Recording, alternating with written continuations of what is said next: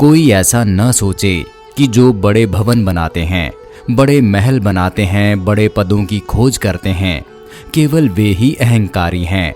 कोई ऐसा न सोचे। जो सब छोड़कर नग्न खड़े हो जाते हैं, उनके अहंकार का भी कोई अंत नहीं है।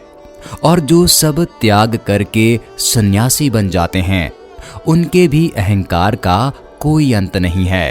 अहंकार बड़ी अद्भुत बात है। धन से भी अपने को भर लेता है, धन के त्याग से भी अपने को भर लेता है, पद से भी अपने को भर लेता है, पद के त्याग से भी अपने को भर लेता है।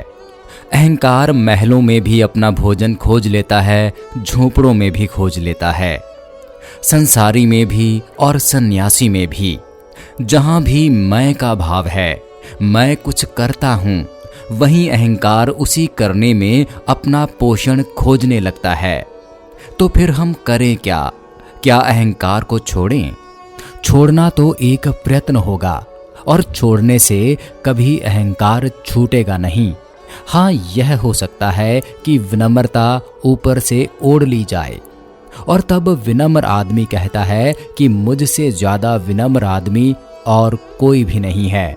और यह घोषणा अहंकार की घोषणा है। विनम्रता भी अहंकार का भोजन बन सकती है। अहंकार का मतलब है कि मैं हूं, और मैं कुछ हूं का जो भाव है वह कहीं भी है नहीं। फिर यह कोई भी रूप ले सकता है। एक सन्यासी कहता है, मैं हूं सन्यासी और कोई नहीं है, और मैं हूं त्यागी, बाकी सब झूठे हैं। और तब अहंकार वहां खड़ा हो जाएगा। अहंकार को छोड़े कैसे? दरअसल अहंकार छोड़ा नहीं जा सकता। यही अहंकार है जो चित्त को भरे हुए है, और इसी अहंकार के कारण चित्त खाली नहीं हो पाता, शून्य नहीं हो पाता, शांत नहीं हो पाता, और ना ही मौन हो पाता है। तो फिर करें क्या? पहली बात कुछ करने की नहीं है। पहली बात इसे खोजने की है कि यह अहंकार कहाँ है, क्या है यह अहंकार। इसे भीतर खोजने की जरूरत है। यह कहाँ है और है क्या? सच में यह कुछ है या कोई छाया मन में बैठ गई है और हम उसके पीछे दौड़ रहे हैं? यह कुछ है भी, या कि जीवन की किसी गतिमयता के कारण एक पैदा हुआ भ्रम है? उदाहरण के लिए हम एक मशाल को उठा लें और जोर से घुमाने लगें, तो अग्नि का एक वृत्त एक सर्कल बन जाता है। सर्कल कहीं होता नहीं है, वृत्त कहीं होता नहीं है, लेकिन मशाल इतनी तेजी से घूमती है कि बीच के अंतराल और गैप्स दिखाई नहीं पड़ते हैं, तो पूरा सर्कल मालूम पड़ता है। मशाल को रोक दें तो हम पाते हैं कि सर्कल कहीं भी नहीं था, केवल मशाल थी। कहीं यह अहंकार भी जीवन की तीव्र गति, विचार की तीव्र गति के कारण पैदा हुआ कोई वृत्त तो नहीं है, कोई बिंदु तो नहीं है? और अगर कहीं ऐसा कोई बिंदु है जो केवल तीव्र गति के कारण पैदा हो गया है और ठोस मालूम पड़ने लगा है। एक पंखा भी जोर से घूमता है, 3 पंखुड़ियां होती हैं, बीच में बहुत खाली जगह होती है, लेकिन फिर वह दिखाई नहीं पड़ती। पंखा तेजी से घूमता है, खाली जगह विलीन हो जाती है।